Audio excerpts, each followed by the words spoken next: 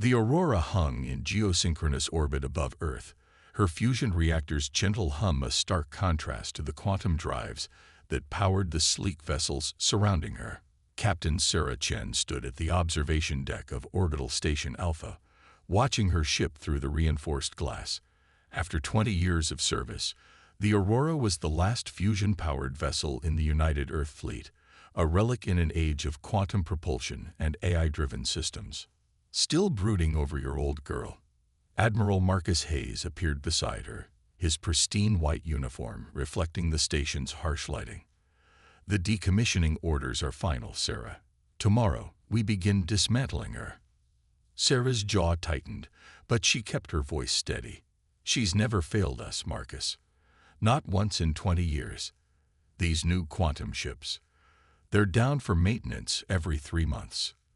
The future waits for no one, Hayes replied, though his eyes held a hint of sympathy. Quantum tech gives us instantaneous travel, predictive defense systems. We can't keep maintaining outdated. A young lieutenant burst onto the observation deck, face flushed. Captain, Admiral, we're picking up something strange on the long-range sensors.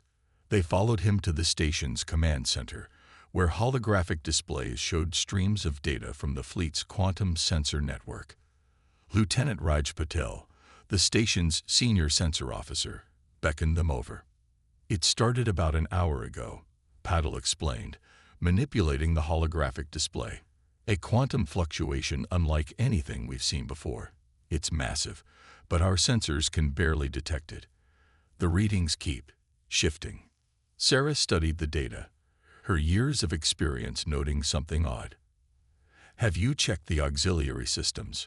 Patel nodded. Everything. The quantum sensors just can't get a lock on it. But he hesitated, then brought up another display. The Aurora's old-style electromagnetic sensors picked it up clear as day. Look at this. The new display showed a distinct pattern, a pulsing signal that seemed to grow stronger by the minute. Hayes leaned in, his earlier dismissiveness forgotten. Where is it coming from? That's the thing, Patel replied. It's coming from the Kuiper belt, but it's moving. Fast. And it's heading straight for Earth. Sarah felt a familiar tension in her gut. The quantum sensors can't track it because they're too sophisticated. They're trying to analyze quantum states that aren't there. The Aurora's sensors are picking it up because they're looking for basic electromagnetic signatures. Sir, another officer called out. We're losing contact with the outer system monitoring stations. Something's interfering with their quantum communications. Hayes turned to Sarah, understanding passing between them. How soon can you have the Aurora ready? She never stopped being ready, Sarah replied, already moving toward the exit. Give me an hour to recall my crew. The next hour passed in controlled chaos. The Aurora's crew, a mix of veterans who understood the value of proven technology and young officers who had learned to appreciate its reliability, returned to their posts. Chief Engineer Maya Rodriguez met Sarah at the airlock, her dark eyes bright with excitement. Main reactors hot, Captain. All systems nominal, just like old times. Sarah allowed herself a small smile. Good, because I have a feeling we're going to need everything the old girl can give us. On the bridge, the contrast between old and new technology was stark. While modern ships operated through neural interfaces and holographic controls, the Aurora's bridge housed physical displays and manual interfaces. To many, it seemed primitive. To Sarah, it was precise and reliable. Signals getting stronger, reported Lieutenant Emma Walsh from the sensor station. Whatever it is, it's accelerating. At current speed, it'll reach Earth orbit in less than 6 hours. Any response from the quantum sensor network? Sarah asked. Negative. The disruption is spreading. We've lost contact with everything beyond Mars orbit. Admiral Hayes' voice came through the old-style radio system, the only communication still working reliably. Captain Chen, we're picking up multiple objects now. Big ones. The quantum fleet sensors are useless. They can't even maintain stable scans. You're our only eyes out there. Sarah studied the tactical display, watching the approaching signals. Something about their patterns seemed deliberate, almost familiar. Then it hit her. "It's a battle formation," she announced, causing the bridge crew to fall silent. "Those signals, they're ships, and they're arranged in a classic attack pattern." As if confirming her words, a new signal cut through their communications. It was like nothing they'd ever heard before, a strange harmonics that made the crew wince. Then it resolved into words that chilled them to the bone. "Primitive beings, your quantum technology is an affront to the purity of spacetime. Submit to cleansing." Sarah's hands gripped her command chair. Humanity's first contact with alien life, and it was hostile. But as she watched the enemy fleet approach on her ship's primitive sensors, a plan began to form. "Send word to Fleet Command," she ordered, her voice steady. "Tell them the Aurora stands ready to defend Earth. And someone tell Admiral Hayes." She allowed herself a grim smile. He might want to hold off on those decommissioning orders. The Aurora's fusion reactor hummed louder, its proven technology preparing to face an enemy that saw humanity's advancement as an offense. But Captain Sarah Chen knew better. Sometimes the old ways weren't just reliable, they were exactly what you needed to survive. The alien fleet emerged from the depths of space like shadows taking form. On the Aurora's electromagnetic displays, their ships appeared as massive crystalline structures, each one larger than anything humanity had ever built. The quantum-powered vessels of Earth's fleet hung motionless around them, their advanced systems rendered useless by the aliens' mysterious technology. "Status report," Sarah ordered, watching as another quantum ship went dark. "Alien vessels maintaining formation," Emma reported from sensors. They're not even trying to hide from us, Captain. It's like they don't consider our technology worth acknowledging." Chief Engineer Rodriguez's voice crackled over the comm. "Captain, I've been analyzing their energy signatures. They're using some kind of quantum field that's interfering with our fleet systems. But our fusion reactor—" She paused, and Sarah could hear the smile in her voice. "They can't touch it. We're too primitive for their disruption technology to affect." A plan began forming in Sarah's mind. "Maya, what if we reverse that principle? Could we use our reactor's electromagnetic field to disrupt their quantum systems? Give me an hour in engineering. I'll show you what primitive technology can do." Admiral Hayes' voice cut through their planning. "Captain Chen, we're detecting more ships entering the system. They're targeting our colonies on Mars and Europa. We've lost all contact with our quantum-based defense systems." Sarah's jaw tightened.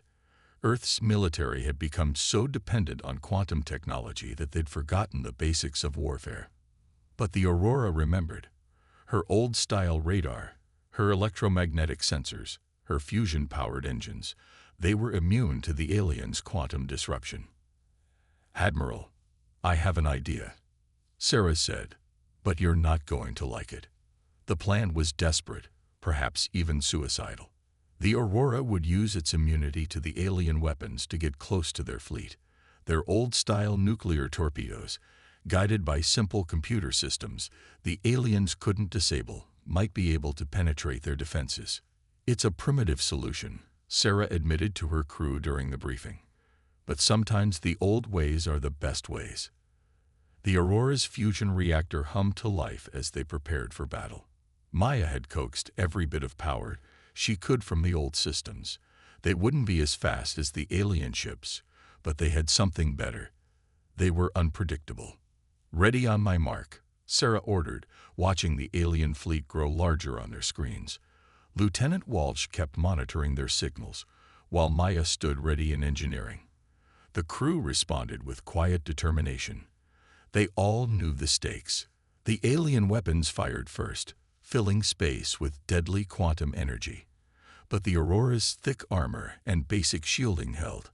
Their simple systems had no quantum fields to disrupt, no complex algorithms to corrupt. They just absorbed or deflected the energy the old-fashioned way. "They're adjusting their attack pattern," Emma reported, "moving to surround us." Sarah smiled grimly. "Just as expected. Helm, execute maneuver Delta 7. The Aurora turned sharply, its fusion engines pushing it through a series of evasive maneuvers that would have seemed clumsy to modern pilots. But there was wisdom in those old patterns, developed over centuries of warfare. While the alien ships moved with impossible grace, the Aurora's motions were unpredictable, almost erratic. First torpedoes spread ready, weapons reported.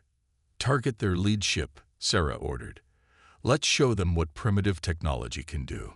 The nuclear torpedoes launched, their simple rocket engines carrying them toward their target. The aliens' advanced defensive systems, calibrated to stop quantum weapons and energy beams, struggled to track the relatively slow-moving projectiles. The first torpedoes struck home. A massive explosion lit up space as the nuclear warhead detonated against the alien ship's hull. When the light faded, the enemy vessel was spinning, its sleek surface marred by a massive crater. "Direct hit," Emma shouted. Their shields, they weren't designed to stop kinetic weapons. But there was no time to celebrate. The alien fleet was responding, their weapons becoming more focused, more dangerous. The Aurora shuddered as energy beams struck its hull. "Hull plating holding at 60%, Maya reported. "But we can't take too many more hits like that." Sarah gripped her chair as another blast rocked the ship. They'd bloodied the alien's nose, proved they weren't as primitive as their enemies thought. But now came the hard part, surviving long enough to make a difference.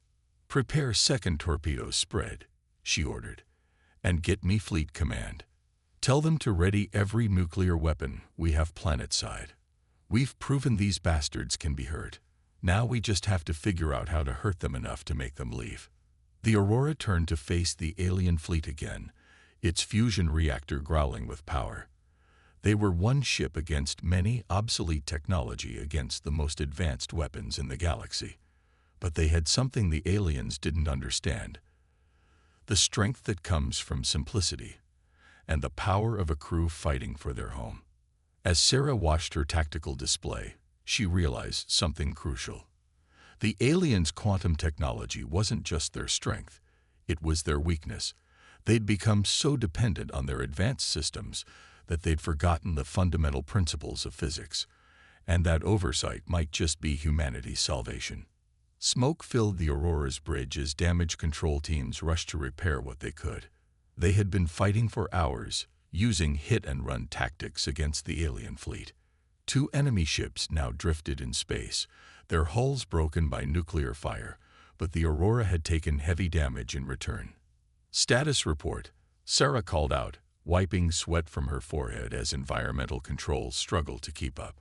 "Hull breaches on decks 3 and 4, Maya reported from engineering. "We've sealed them off. Reactors holding steady, but we're down to 40% power. 6 nuclear torpedoes remaining." Sarah nodded grimly. They'd hurt the aliens, proved they weren't helpless, but they couldn't keep this up forever. Sooner or later, their luck would run out. "Captain," Emma's excited voice cut through the gloom. "I found something in their communications, the old radio system. It's picking up their internal transmissions even when they're trying to cloak." Sarah turned to her sensor officer. "Explain." "Their quantum technology," Emma said, fingers flying over her console. "It's not just their weapons. It's everything. Their communications, their engines, their life support.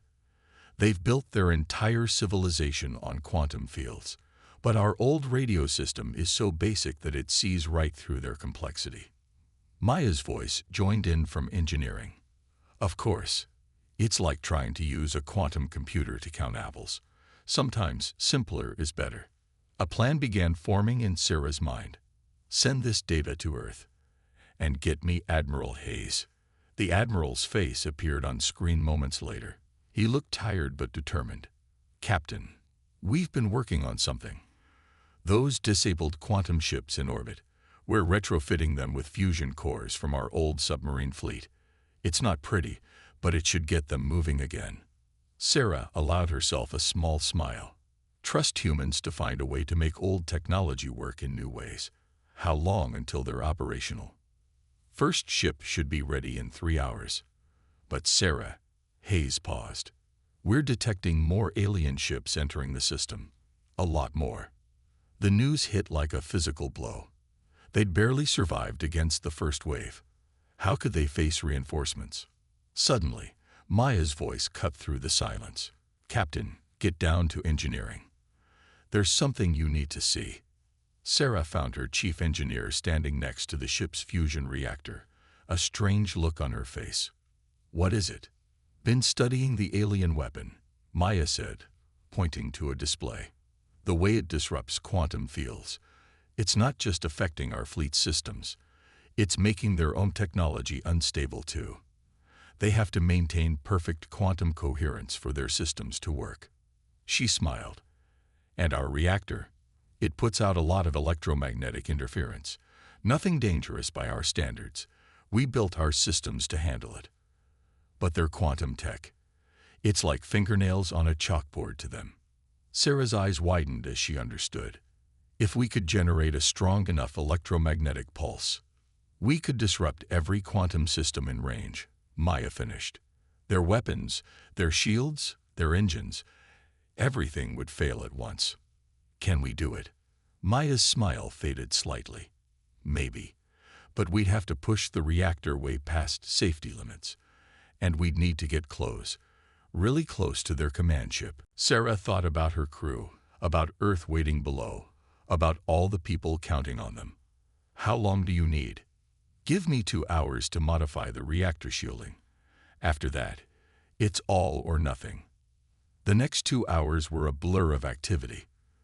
The Aurora played a deadly game of cat and mouse with the alien fleet, using their radar advantage to stay one step ahead while Maya and her team worked on the reactor.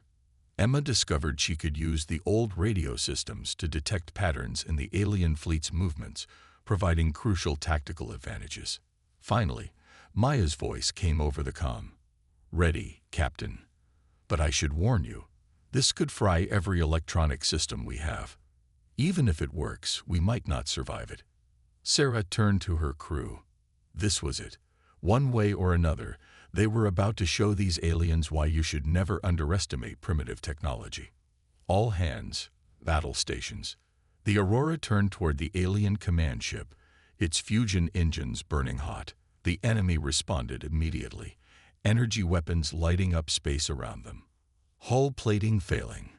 Reactor temperature rising. Multiple hull breaches. The damage reports came fast and furious as they pushed forward. Sarah gripped her chair, watching the distance counter tick down. They needed to get closer, just a little closer. "They're surrounding us," Emma reported, her voice steady despite the chaos. "Hold course," Sarah ordered. "Maya, stand by for reactor overload." The ship shuddered as another hit struck home. Warning sirens blared throughout the vessel. On the screen, Sarah could see the alien command ship growing larger, its impossible geometry seeming to mock their simple human design. "In range," Emma called out. Sarah took a deep breath. "Maya, do it." The lights flickered as Maya diverted all power to the reactor. The mighty fusion core, built decades ago by engineers who believed in making things to last, began to roar. Reactor at 150% capacity. Hull temperature critical. The alien ships closed in for the kill, their weapons charged for a final blow. Just a few more seconds. "Now," Maya yelled. The Aurora's reactor screamed as it released its power, not as heat or thrust, but as a massive electromagnetic pulse. The wave of energy spread out in all directions, invisible but unstoppable. For a moment, nothing seemed to happen. Then, one by one, the alien ships began to die. Their quantum fields collapsed, their weapons went dark, and their impossible geometries became simple, lifeless hulls. The alien command ship lasted longest, its advanced systems fighting against the pulse. But in the end, even it succumbed, its lights flickering out like a candle in the wind. On the Aurora's bridge, emergency lights cast a red glow over the exhausted crew. Most of their systems were fried, but the thick-walled fusion reactor, protected by layers of simple shielding, continued to provide basic power. Status report, Sarah called out, her voice hoarse. Main power offline. Weapons offline. Life support running on backups. Emma paused. But Captain, the aliens, their whole fleet, they're dead in space.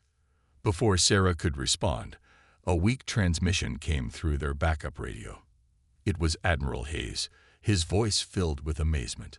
Aurora, the reinforcements they were waiting for. They're retreating, breaking orbit and running at full speed. Whatever you did, it worked. Sarah looked around her bridge at the smoking consoles and battle-weary crew. They had done it. The obsolete ship, the primitive technology, had saved Earth.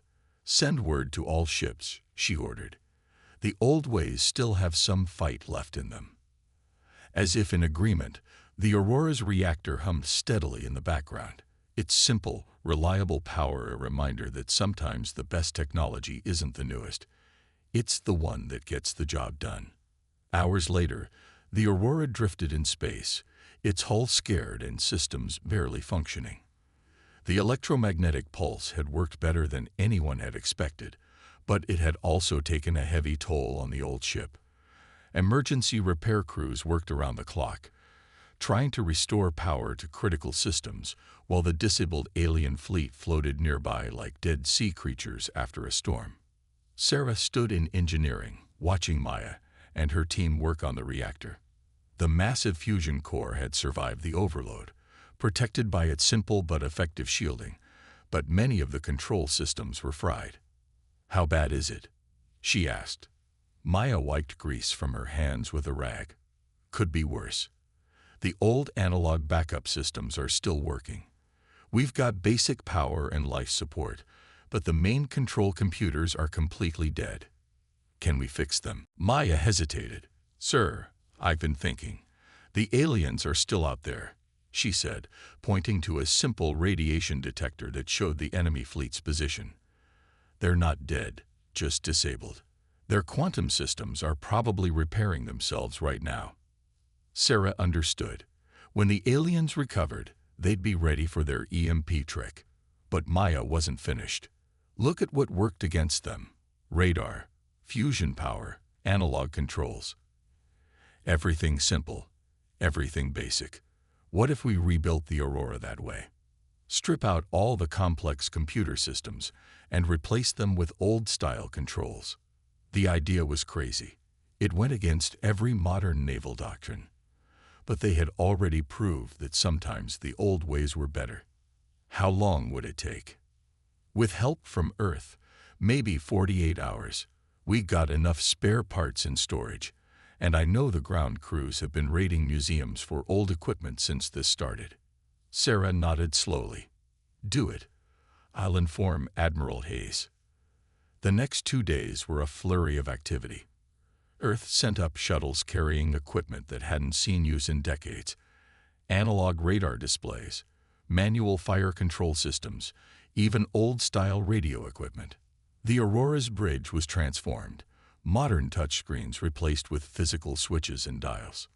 Emma spent hours learning to read the new radar displays, her fingers tracing patterns on the phosphorescent screen. "It's amazing," she told Sarah during a break. "You can actually see things better this way. No computer interpretation, no filters, just raw data." Maya had made her own discoveries. "Their quantum fields leave traces we couldn't detect before," she explained, pointing to patterns on an oscilloscope. "The simpler our detection methods, the more obvious their technology becomes. It's like they forgot that complex things are built on simple foundations." Even the weapon systems were modified. The remaining nuclear torpedoes were fitted with basic guidance systems, controlled by mechanical computers that couldn't be disrupted by quantum interference. Admiral Hayes visited the ship personally to inspect the changes. He stood on the bridge, looking at the transformed command center with a mix of awe and disbelief. "It looks like something from an old war movie," he said. Sarah smiled. "Sometimes the old ways are the best ways." Hayes turned serious. "We have a problem. Long-range sensors show more alien ships approaching. A lot more. And this time, they'll be ready for us. How many? At least 50 vessels, all bigger than the ones we faced before. They'll be here in less than 6 hours. Sarah looked around her modified bridge. The Aurora was stronger now in some ways, weaker in others, but they had learned something valuable. The aliens' greatest strength was also their greatest weakness. Their technology was too advanced, too dependent on perfect quantum coherence. They had no fallback systems, no simple backups. "What about the rest of the fleet?" she asked. 6 ships have been retrofitted with fusion power, Hayes replied. "Not pretty, but they work. We've stripped them down like the Aurora, replaced complex systems with simple ones. They're ready to fight." Sarah nodded. It wasn't much of a fleet, but it was better than fighting alone. "And the alien ships we disabled? Still dead in space. We've managed to capture 2 of them. Our scientists are studying their technology, but it's like trying to understand a computer by looking at quantum mechanics. They skipped too many steps in their development." That gave Sarah an idea. The captured ships might be the key to evening the odds in the coming battle. Sometimes, the best way to fight the future was with the past. The plan came together quickly. The disabled alien ships were towed into position, their dormant quantum fields still detectable by the Aurora's simple sensors. Emma had discovered that these fields could be destabilized by specific frequencies of electromagnetic radiation, frequencies that a fusion reactor could produce quite easily. "Think of it like a tuning fork," Maya explained to the combined fleet crews. "Hit the right frequency, and everything that resonates with it will vibrate." The aliens built their entire technology on quantum fields that all resonate at the same frequencies. If we can disrupt those frequencies, we can take down their whole fleet at once, Sarah finished. It was a desperate plan, but those were the only kind they had left. The modified Earth ships took up positions around the captured alien vessels, their fusion reactors humming with power. The Aurora would lead the attack, using its more powerful reactor to trigger the cascade. "All ships report ready," Emma announced as the alien reinforcements approached. The new radar systems tracked them clearly, showing their attack formation. "Remember," Sarah said to her crew, "they think they know what we can do now. They'll be expecting another EMP. We have to make them think that's still our only trick." The alien fleet arrived exactly as predicted, their ships moving with impossible grace. Their first transmission was short and arrogant. "Your primitive weapons cannot harm us twice. Surrender and die quickly." Sarah smiled grimly. "Let's show them how primitive we can be. All ships, execute Battle Plan Delta." The Earth fleet moved forward, seemingly attempting to close range for another EMP attack. The aliens responded exactly as expected, spreading out to surround them while staying just outside the estimated pulse range. "They're in position," Emma reported, watching her oscilloscope. "Quantum field resonance is strong." Sarah took a deep breath. "Maya, begin reactor sequence."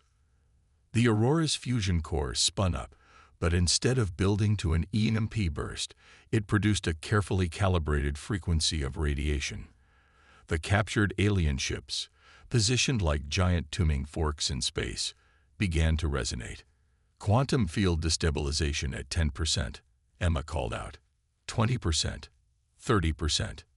The alien fleet realized something was wrong, but too late.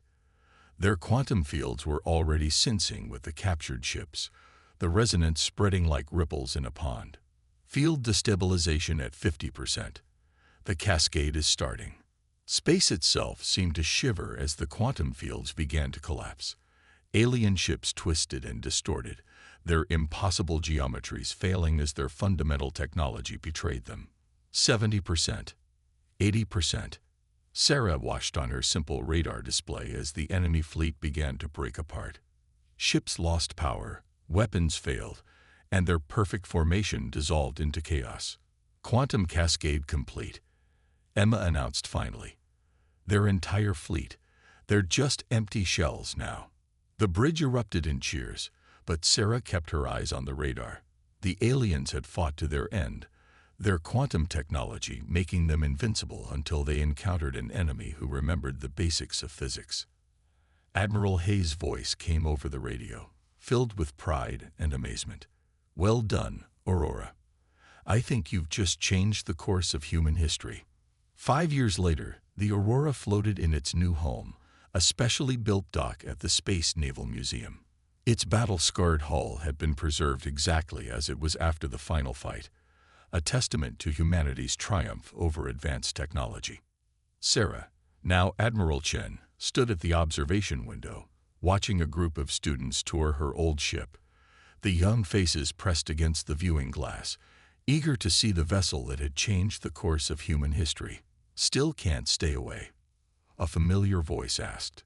Sarah turned to find Maya walking toward her, her engineer's uniform now decorated with command insignia. "Just making sure they're taking good care of her," Sarah replied with a smile. "How's the new fleet coming along?" "Better than anyone expected." Maya joined her at the window.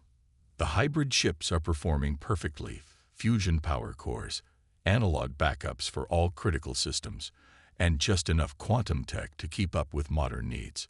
Simple, reliable, and impossible for aliens to disable." The defeat of the alien fleet had revolutionized human spacecraft design.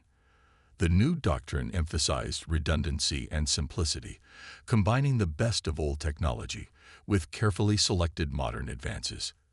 Every ship now carried both quantum and fusion power systems, advanced computers alongside mechanical backups. "The defense grid is fully operational too," Maya said proudly. "Old-style radar stations cover the entire solar system. Nothing's sneaking up on Earth again." They watched as the tour guide, a young officer, pointed out features of the Aurora to the students. The ship's simple design had become a model for military engineers across the world. Sometimes the best solution wasn't the most advanced one. "Admiral Chen," the tour guide had spotted her. "Would you mind speaking to the students? They're studying the Battle of Simple Victory." Sarah raised an eyebrow at the name.